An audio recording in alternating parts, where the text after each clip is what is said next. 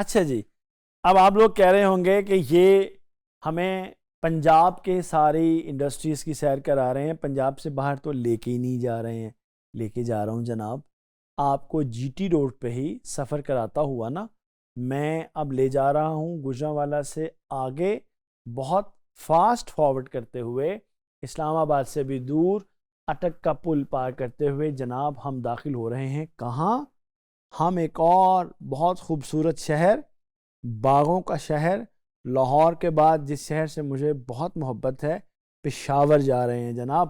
پشاور کا جب نام آتا ہے تو میرے ذہن میں چھوٹا لاہور آ جاتا ہے۔ میں جب پشاور جاتا تھا نا، بہت دنوں سے گیا نہیں ہوں، لیکن جب بھی میں پشاور جاتا تھا اور وہاں گھومتا تھا تو مجھے لاہور کا مزہ آتا تھا، تو پھر میں نے پشاور کا نام چھوٹا لاہور رکھ دیا ہے۔ اچھا جی، پشاور ہم کھانے پینے کے لیے نہیں آئے ہیں جناب، پشاور کے کھانے بھی بہت مزے کے ہیں۔ ہم چپلی کباب کھانے نہیں آئے ہیں، ہم پائے کھانے نہیں آئے ہیں، ہم شنواری کھانے نہیں آئیں گے، بالکل آئیں گے آپ کے شہر میں یہ سب کچھ کھانے بھی۔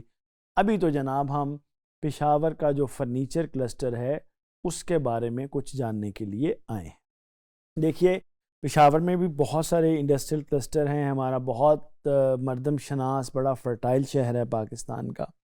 جو پشاور ہے اس کے جو فرنیچر کلسٹر ہے، آج ہم نے اس کی ڈسکشن کرنی ہے۔ جو فرنیچر کلسٹر ہے پشاور کے اندر، اس میں بھی آپ سمجھنے کہ صدیوں پرانی یہاں پر ووڈ ورکنگ کی ایک پوری ٹریڈیشن ہے، فرنیچر کی کرافٹس مین شپ ہے، اور جو ہمارا پشتون کلچر ہے مغل ایرا سے، جو اس کے استھیٹکس ہیں، ان سب کو آپ ملائیں تو ہمارا جو پشاور کا فرنیچر کلسٹر ہے اس میں آپ کی اس کی ریفلیکشن آپ کو نظر آتی ہے۔ اب میں نے شروع میں کہیں ذکر کیا تھا کہ چونکہ آپ کو ووڈ فرنیچر بنانے کے لیے لکڑی کی ضرورت ہے، تو چونکہ اس ریجن میں جو مالاکنڈ ہے، سوات ہے، دیر ہے، وہاں پر جنگلات ہیں اور بہت اچھی کوالٹی کی لکڑی ہے، شیشم ہے، اسی طرح دیودار ہے، وہ بہت آسانی سے سپلائی ہو جاتی ہے۔ اب اس میں بہرحال یہ ضرور دیکھنا چاہیے کہ یہ لکڑی مینٹینڈ اور مینجڈ فارسٹ سے آنی چاہیے، نیچرل فارسٹ کو تباہ نہیں کیا جانا چاہیے، یہ بات کا خیال بھی ہمیں رکھنا چاہیے۔ اچھا، اب وہاں جو پشاور آپ سب لوگ یہ بھی جانتے ہیں کہ کاروان ٹریڈنگ کے لیے ایک ہب ہے، جی ٹی روٹ کے اوپر یہ موجود ہے، تو یہاں پر اس اچھی سپلائی چین کی وجہ سے وہاں جو فرنیچر کی ایک ٹریڈیشن موجود ہے۔ جو کلسٹر کی ایولوشن ہے وہ تقریباً 1980 اور 90 کو آپ دیکھیں، وہ جو ایک صدیوں پرانی لوکل ٹریڈیشن تھی اس کو سامنے رکھتے ہوئے جو ہینڈ کرافٹڈ فرنیچر تھا ہمارے اربن ایریاز میں، اس ڈیمانڈ کو پورا کرنے کے لیے پشاور کا جو ہمارا ایک کلسٹر ہے اس کو کافی بوم ملا۔ اچھا، اب پشاور میں تقریباً 2000 کے اندر جو فرنیچر کلسٹر ورک شاپس ہیں وہ G T road, ring road اور انٹیریئر سٹی جو چوک یادگار ہے، نمک منڈی ہے، وہاں کافی ساری ورک شاپس کی کام کر رہی ہیں۔ اگر آج ہم بات کریں تو جو ہیریٹیج سٹائل ہینڈ کاروڈ فرنیچر ہے وہ اس کے آپ سمجھیں کہ ایک طرح سے وہ گھر ہے۔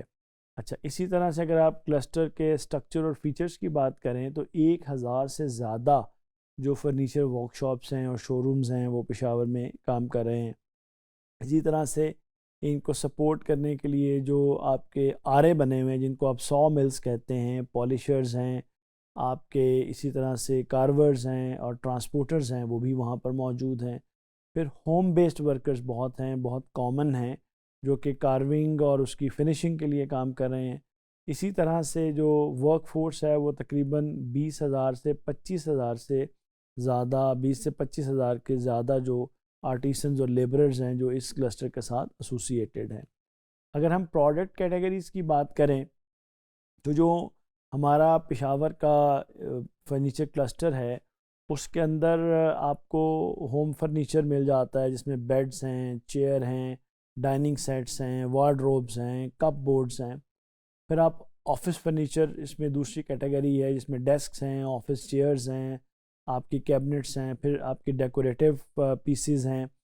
اچھا، اس کے علاوہ آپ کو کسٹم فرنیچر بھی مل جاتا ہے جو ٹیلرڈ میڈس ڈیزائنرز فرنیچر جس کو آپ کہتے ہیں، جو یقیناً بہت زیادہ مہنگا ہوتا ہے، لیکن یہ اس بات کا ثبوت ہے کہ جو ہمارا کلسٹر ہے وہ بہت ہائی کوالٹی اور سفسٹیکیٹڈ پروڈکٹس بنانے میں ایک مہارت رکھتا ہے۔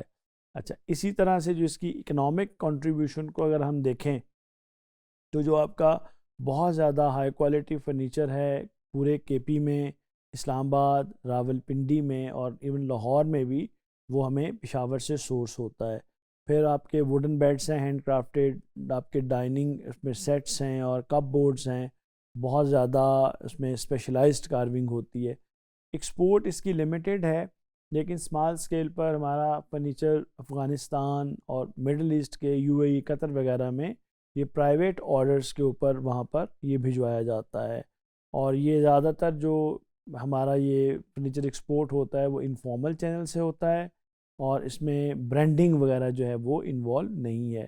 پھر میں نے آپ کو بتایا کہ کلسٹر اچھے پیمانے پر 20,000 سے تقریباً زیادہ لوگوں کو امپلائمنٹ بھی دے رہا ہے، اور کلسٹر کی وجہ سے وہاں پر کافی ساری جو نئے لوگ ہیں ان کو اسکل سیکھنے کا موقع بھی مل رہا ہے۔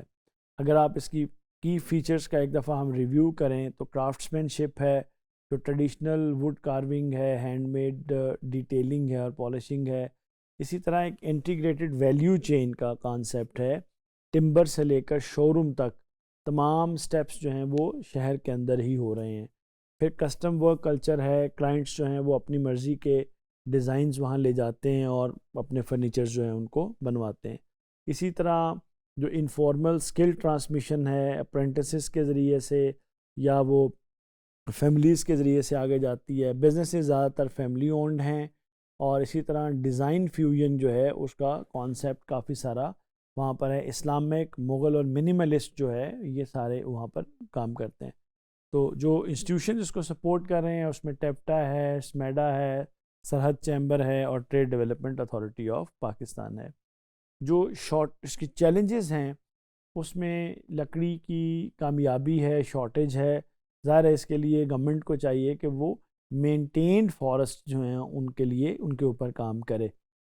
انرجی کرائسس کا مسئلہ ہے، اسی طرح برانڈنگ جو ہے اور ایکسپورٹس بہت لمیٹڈ ہیں، اسی طرح آپ کی ماڈرن مشینری جو ہے وہ بہت زیادہ نہیں ہے، انفارمل سیکٹر فارم زیادہ ہیں، اسکل گیپ بہت زیادہ ہے، تو انسینٹو کم ہونے کی وجہ سے اب گروتھ اپرچونیٹیز میں یہی ہے کہ CNC مشینیں ہیں، لیزر انگریونگ ہے، ماڈرن جو ہے وہ ٹیکنیکس استعمال ہو سکتی ہیں، ایکو فرینڈلی ووڈس اور ریکلیمڈ ووڈ جو ہے اس کا استعمال ہو سکتا ہے۔ پھر پشاور میں برانڈ آئیڈینٹی جو ہے اس کو پشاور فرنیچر کو اس کو ضرور پروموٹ کیا جانا چاہیے۔